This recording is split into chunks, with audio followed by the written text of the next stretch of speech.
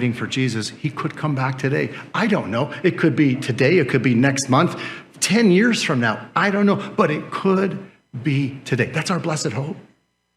That's our blessed hope.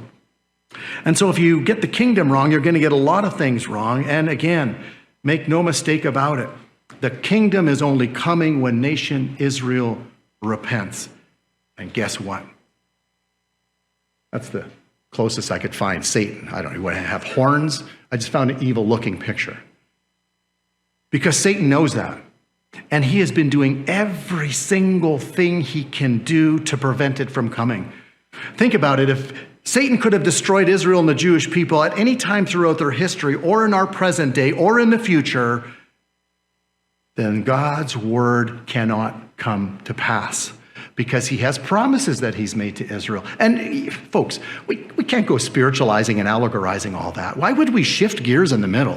What hope do I have in understanding the Bible if I do that? Right from the very early on, Genesis chapter 1, verse 1, if I can't take God for what he has said, then how am I going to understand any of the Bible? I can't just believe in all the curses against Israel and that God, yeah, he physically scattered them. Yes, they've physically been abused by the world and they've been persecuted. Yes, I believe all those, but I'm not going to believe that God's regathering them back. That's what the prophets wrote.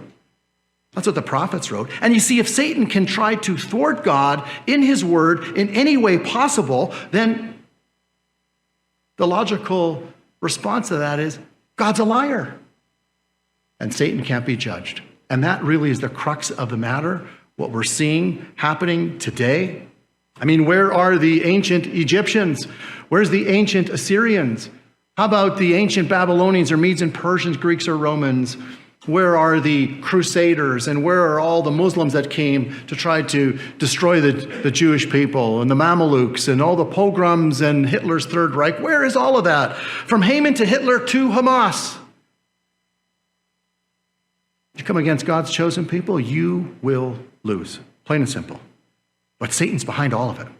Satan is behind every last shred of anti-Semitism that's out in the world. And by the way, it's growing. In Canada, used to be B'nai B'rith, who documents anti-Semitism in Canada. They reported before this conflict here, which we're going to talk about right away. They said that in the last 3 years, 4 years, anti-Semitism in Canada has been up 26%. And in the United States and around the world, about 60%. Now there's reports anti-Semitism is up 500%. You know, you'd think that anti-Semitism would just go away after what happened in the Holocaust. But it's here again, rearing its ugly head. And again, it's Satan. He's the prince of the power of the air, working in the sons of disobedience. And if he can use the nations to do his dirty work, he will. He wants to destroy Israel. He wants to destroy the Jewish people. He hates them. He hates everything that God loves. And by the way, you as Christians, he hates you just the same.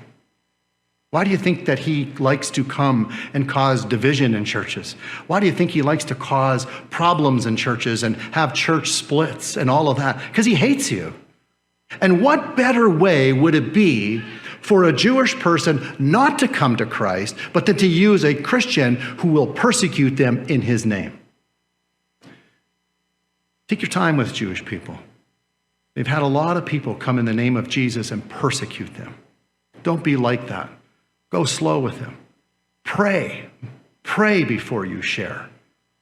Prepare what you're going to share, and then trust God and the Holy Spirit to open that door for you to do that. But when they don't agree with you, understand they've got these partial blinders. Partial blinders, not full blinders, because some Jewish people do come to Christ. We have many Jewish people working in the Friends of Israel. And they're part of the church as you and I are. But for nation Israel as a whole, the Jewish people, and the majority of them, you can tell there's these partial blinders. And when you come at them too hard, they turn away. They turn away. But the battle really lies with Satan. And I'm sure you are all well aware of what Hamas did. Again, I see Satan. These guys are demon-possessed. I have no doubt about it. I will not repeat. I shared at the town hall. You can look for that later, some of the atrocities that Hamas committed. I'm going to show a brief little video. It just talks about how that conflict started on October 7th. But the atrocities that they committed, many who have studied the Holocaust and what Hitler's Nazis did, they didn't even do what Hamas did. I'll let you watch this video. And again, it's all because Satan hates the Jewish people. Early in the morning, Hamas started with a big rocket attack on Israel, and from what seemed like a usual attack from Gaza, became every citizen's worst nightmare. At 7:35, terrorist units invaded the territories of Israel, driving cars and motorcycles. They started driving in cities in Israel, shooting and murdering every civilian they passed by, breaking into civilian homes, taking hostages, and murdering families, including men, women, babies, and elder civilians. While they were taking hostages and killing civilians, some of their units drove to a party, started shooting everyone they saw. Parents are still looking for their missing children, not knowing what happened to them. And unfortunately, it gets worse. The terror units of Hamas controlled the cities for more than 12 hours, filming and distributing some of their horrible actions when they conquered some of the cities surrounding Gaza. They broke into civilian homes, and those that they couldn't break into were burned, forcing the civilians to get outside and be slaughtered by Hamas cruel terror units. And no, this is not a horror movie. This is the reality right now in Israel. The terror units of Hamas call themselves the Freedom Warriors. There are hundreds of videos showing them celebrating around citizens' dead bodies, including elder women and kids. If you support Hamas, you support terror. Right, you support terror. Did you know in 2005 when Israel said to the Palestinians, here's Gaza? They uprooted their own 8,800 settlers, even at the point of the IDF at gunpoint because they refused to leave, but Israel said, you're leaving. We want to make peace with the Palestinians. Remember, so-called Palestinians. Remember earlier what I mentioned about where the name came from. But they said, here you go, Palestinians. We want to make peace. Will you make peace with us? Here's the whole land, the whole Gaza Strip. Well, the result of that was not peace, but 30,000 rockets raining in Israel out of Gaza since 2005. In 2021, there were 4,500 rockets at Hamas and Islamic Jihad rained into Israel, and the media all jumped on Israel, saying that they were using disproportionate force. Did you know that when Israel, before they bring a building down, they have leaflets that they fly over, they have text messages. They tell the civilians to get out of there. They're not after the civilians, they're after the terrorists. And even now, they have also what's called roof knocking, where they'll put a missile on top of, a rocket on top of the building, not to blow it up, but to cause an explosion, let everybody know this building's coming down. Because what does Hamas do? Hamas puts their stronghold, their rocket launchers and their headquarters and everything below hospitals, in mosques, in civilian areas, in schools, and in schoolyards. There are rules to war, and that clearly breaks that. What do you want Israel to do? As they're in there trying to rid the world of Hamas, their charter is the destruction of Israel. Here's the latest stats a day or two ago. 1,400 killed on October 7th. 5,500 wounded, over 240 taken hostage. And again, Satan is working overtime, as I mentioned, in the sons of disobedience. They stormed through and committed atrocities, as I mentioned, not seen since the Holocaust, worse atrocities than the Holocaust. And to top it all off, this is what we see. We see these rallies happening all over the world. Do you believe that God is calling the Jewish people back to the land of Israel? He promised the Jewish people that land. Read Psalm 105. God promised the Jewish people the land of Israel. You know, in the 30s and 40s, Syria gained their independence. This was all as the Allies met together and they were carving up the Ottoman Empire. Of course, the Ottoman Empire took the side of Germany in World War I. So they decided, how are we going to carve this region up? So in Syria and Lebanon and Jordan and Iraq all gained their independence in the 30s and the 40s. And part of that was supposed to be a homeland for the Jewish people back in their ancestral land. That was the Balfour Declaration, 1917, which became international law in San Remo in Italy. It was international law. So Israel has a legal right. They also have a biblical right. But these rallies going on all around the world, nobody's speaking up. Do you know what the mantra is in the rallies? It's the river to the sea. Palestine will be free. Can you imagine? We are living here in 2023. We have history to tell us that the Holocaust systematically killed 6 million Jews simply for being Jews. And here we are all over again, and we are allowing people to march in the streets from the river to the sea. Palestine will be free. That's from the Jordan to the Mediterranean. Where does Israel fit in there? If you ever meet somebody that supports that, ask them that question. Where does Israel fit in there? And they will tell you it doesn't. It's our land. It's our land. But wait a minute. Geopolitically, Israel was promised the land too, but more importantly, biblically, God promised that land. God says in Ezekiel 5:5, I put Jerusalem at the center of the world. God says, I'm going to gather all the nations one day to battle against Jerusalem. Boy, look at how that's shaping up today. Why is that? Well, people's hearts are hard, and God can further harden them. I'll tell you, we were invited to a rally. Actually, Pastor, if I go extra 5 minutes, am I okay? Okay, I'm a little over. Sorry, folks.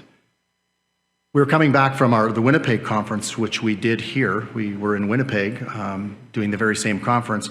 And on our way back, my wife got a text message from a Jewish friend of ours, her and her husband, Yaniv and Sapir. And they said, if you can come down to the Ledge building in Regina, we need some help. And there were about 225 or 250 Palestinian supporters with their signs, river to the sea. And there was about 70 people very close by with their Israel signs. And the two groups got really close together without any police intervention. Thankfully, nobody got seriously injured. But she described to Barb what had happened. They were throwing water bottles on the people with the Israel flags. They were spitting on them. They were calling them all kinds of names, telling them to calling for their destruction. A girl with an Israel flag, 18 years old, they pushed down. Her father went to pick her up. They started kicking her. That's in little old Regina. And if you look at what's happening in Canada with these rallies, they are huge. Look at Montreal and Toronto. Look at what's happening in London. Look in New York City, all over the place. And what are the premiers doing? What are our politicians doing? Who's speaking out against that? The mantra is the river to the sea. Israel's the bad guy. We want to wipe Israel off the face of the map, and nobody says a word. Look, friends, Israel is the only democracy in the Middle East upholding the same freedoms and values that you and I so cherish here in the West. Why, on the world, would we side with the Palestinians in that? Again, it all comes down to what Satan is trying to do. He's trying to wipe out the Jewish people. So God's a liar. And so in light of everything that we learned here, what should our response be? Very simple. We need to stand with Israel. Why? Friends, because of their rejection of the kingdom offer and Jesus. Salvation's come to us. Let's be patient with Israel and the Jewish people. Jeff Shaw said something very interesting that I've never heard before. Think of hockey. Nation Israel hasn't been evicted out of the game. They're in the penalty box. I think that's a great way of putting it. God will graft them back in one day, and it's going to be at the end of that tribulation period time. But in the meantime, knowing that we've been grafted into their spiritual promises, and through their rejection, we've been saved because of our belief in Jesus, and salvation's come to the Gentiles, let's stand with them. And how can we do that? We can do that by, number one, the most important thing is pray. Psalm 122, verse 6, pray for the peace of Jerusalem. You want to bring prosperity to your country? Pray for Israel, stand with them. Because Psalm 122, verse 6 says, they will prosper that love thee. That's number one. That's the most important, is to pray. But then just don't pray. If you have the opportunity, get involved. Maybe write a letter to your city councilor, to your mayor, to your premier, to the prime minister, saying that these pro-Palestinian rallies are hateful. I'll tell you what, you think you go march down in the street over there at City Hall in Calgary and wave a bunch of rebel flags, Confederate flags, or go and take an LGBT flag and set it on fire and call for the elimination of the LGBT community? How far do you think that would get you? It'd get you in jail. And yet we say nothing. So you could write a letter. You can pray. Go to the synagogue and talk to the rabbi and say, I love Israel and the Jewish people. What can I do to help? Maybe reach out to your Jewish friends or a Jewish colleague, or what can I do to help? I want to pray for you. I want to stand with you. Maybe there's an Israel rally. Go and take part of that. Remember what happened in Nazi Germany? There was a lot of Christians that did nothing and they regretted it. Let's not be the same. Let's stand with Israel because we have such a great salvation as a result of them. And then let's give thanks to the Lord and let's stand with them and support them and love them and pray for them. And when the Holy Spirit gives the opportunity, share with them about Jesus from some Old Testament scriptures and love them all the more. Let's pray. Father, grateful, sorry I went over my time. But Lord, my heart just bleeds for Israel. Not that I agree with everything that Israel thinks, does, and says. We don't have to do that. But to know that you have a special plan for them, that you're gathering your chosen people back, yes, in unbelief, but you have a plan that you're going to bring the nation to repentance and faith in Jesus. Help us to remember that. Help us to remember that we've been grafted in because of their disobedience, and help us and give us a heart to love them all the more. I pray for each person here, give them opportunities to interact with a Jewish person and tell them this week that they love them, and watch how the Holy Spirit can open up further doors of conversation. So I just thank you for this time, Lord. Bless each one here. Bless the leadership in Jesus' name. Amen.